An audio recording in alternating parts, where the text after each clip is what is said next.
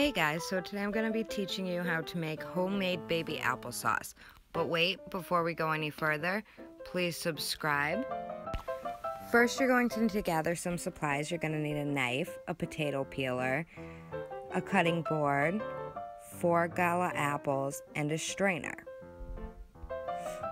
You're also going to need a pot and a blender, which I do not have pictured here, and something to store it in. I chose to use silicone ice cube trays.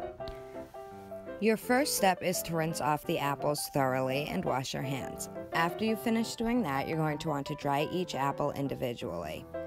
When you're all done with that, you're going to want to begin to peel them. Now this gets pretty tiring and you're probably going to do it wrong at first because this is probably the first thing besides cereal you've ever cooked in your life. So after you've finished begging your stepdad to do it for you, you're going to figure out an easier way to do it.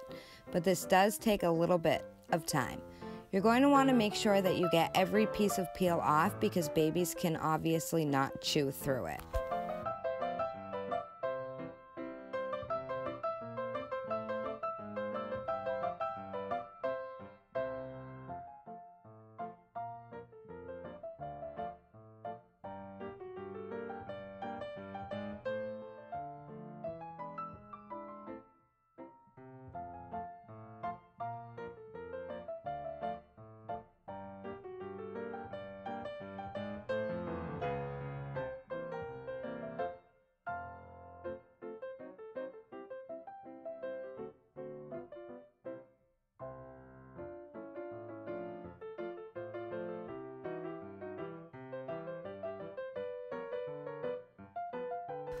Once you have finished peeling all the apples, go ahead and toss the peels in the trash and re-rinse your apples.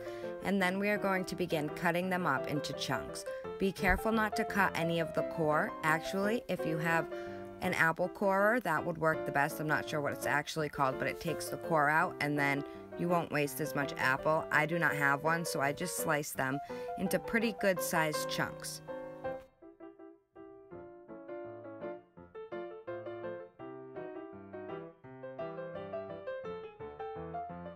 As soon as you have finished slicing your apples, go ahead and fill your pot with water. Put the pot on the stove and let it boil. Once it boils, add the apples and set your timer for 15 minutes. The shorter the apples are in the water, the better because they will hold on to more nutrients. As soon as you add the apples, you'll notice that the water will stop boiling. Feel free to leave your stove on high heat to get the water boiling again. I only actually had to leave these apples because they were sliced pretty thin for 10 minutes before they were tender. You can check if they're ready by sticking a fork into them, and if it goes all the way through with no problem, then you're all set. Now once you notice that the water is boiling really hard again, go ahead and turn your heat down to halfway and turn your vent fan on. Because you're a parent, I'm sure your child will wake up at some point during this process. So go ahead and kiss her all over her face, and since you know she's spoiled and you won't be putting her back to bed, hand her off to somebody who can play with her. As soon as your apples are tender, pour them into the strainer with cold water running on top of them. Give them a good rinse to cool them off a little bit, and then pour them into your blender.